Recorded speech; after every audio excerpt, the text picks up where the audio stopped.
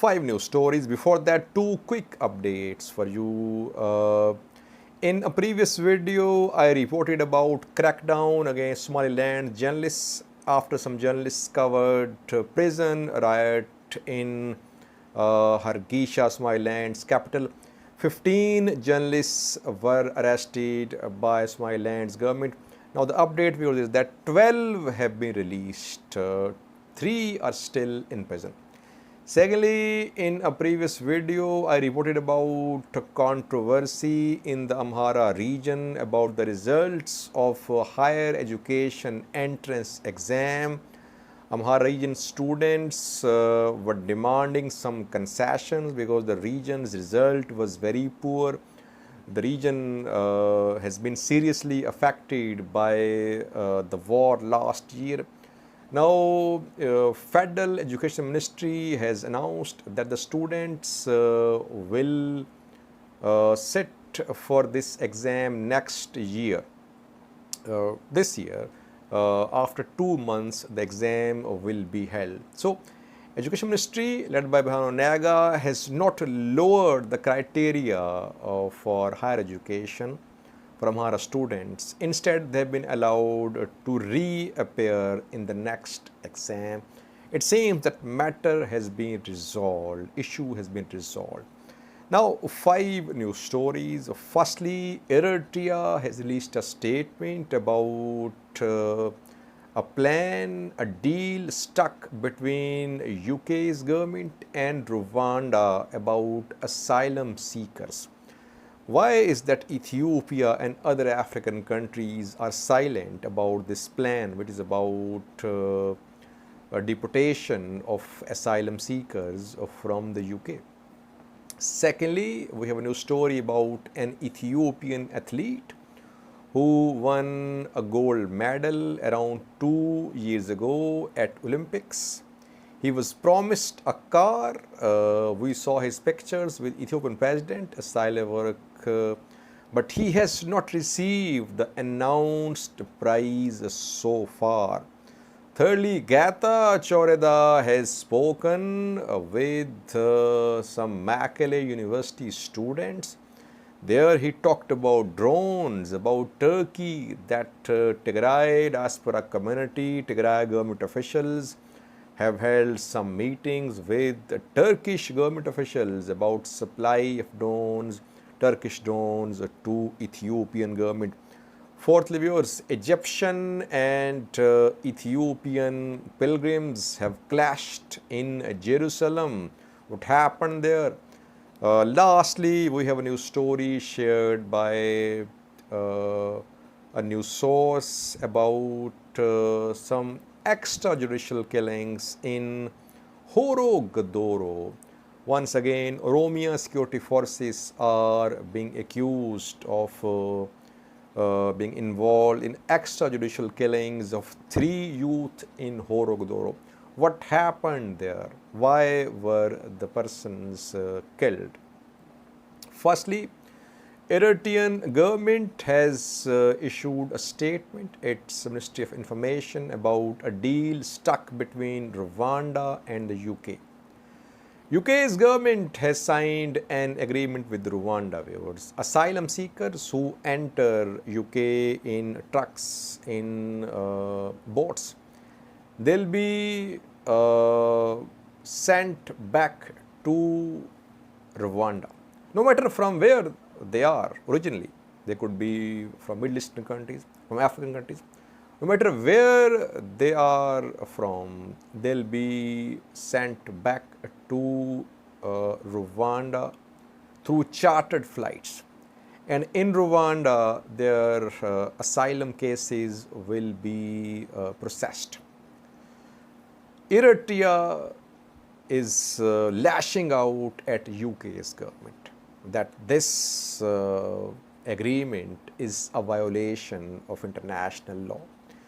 Eritrea is criticizing Rwanda as well, that just for financial incentive, it has signed this agreement.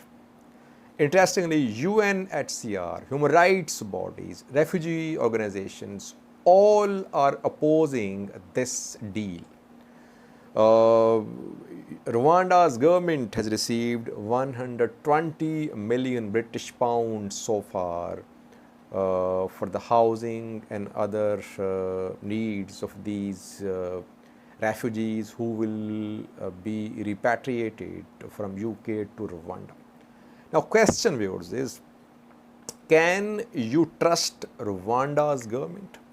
What is Rwanda's human rights record? What is the condition of press freedom in Rwanda? Now, who will ensure that the rights of these asylum seekers are protected in Rwanda? The country, Rwanda, is known for having poor human rights record, very limited press freedom.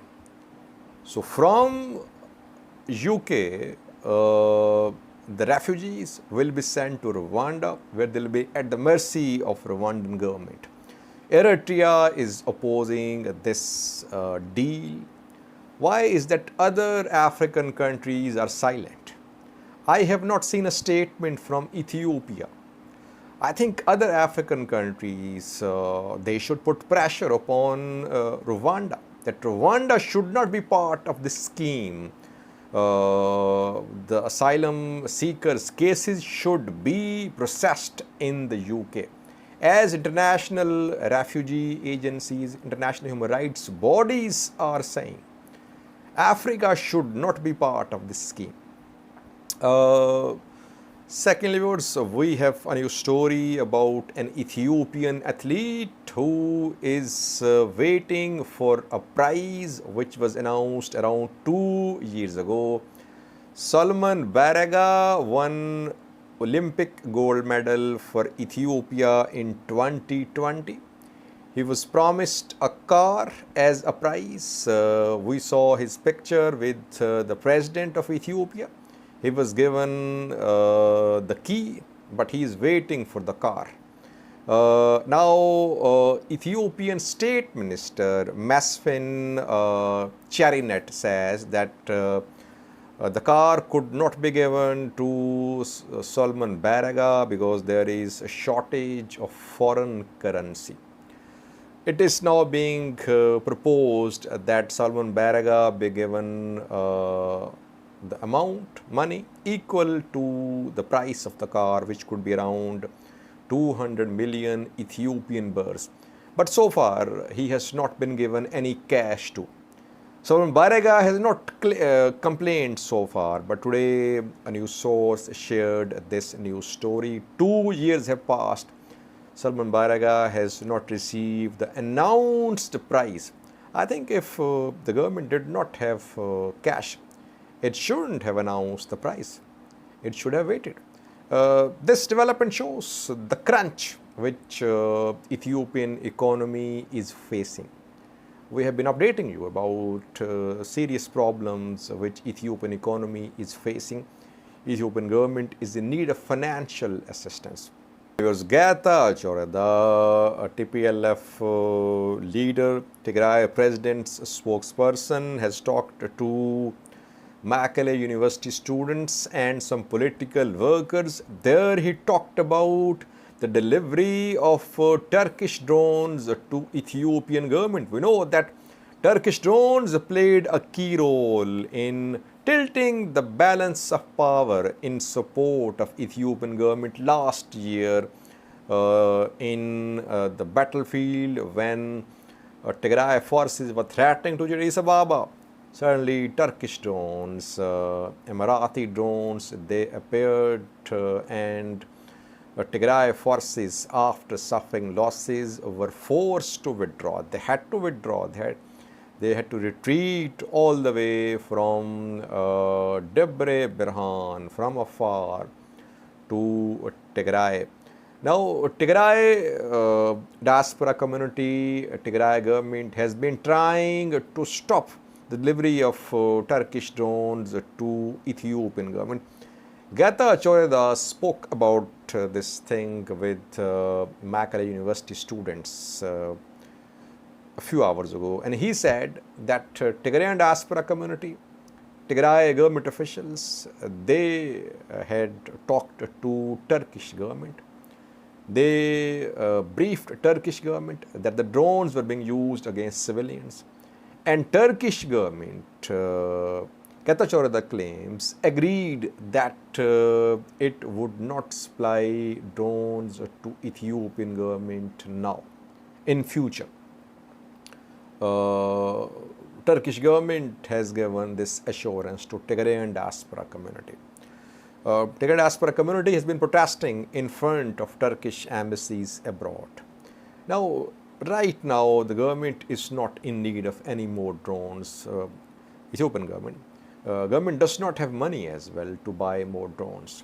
Question is, if a new phase of this war starts in Western Tigray or in some other part of Ethiopia, will Turkey remain neutral as Getachew Reda is claiming? Or will it once again start providing drones and other weaponry to Ethiopian government? That remains to be seen. Getachew Reda says that Turkey has given assurance that it will not provide more drones to Ethiopian government.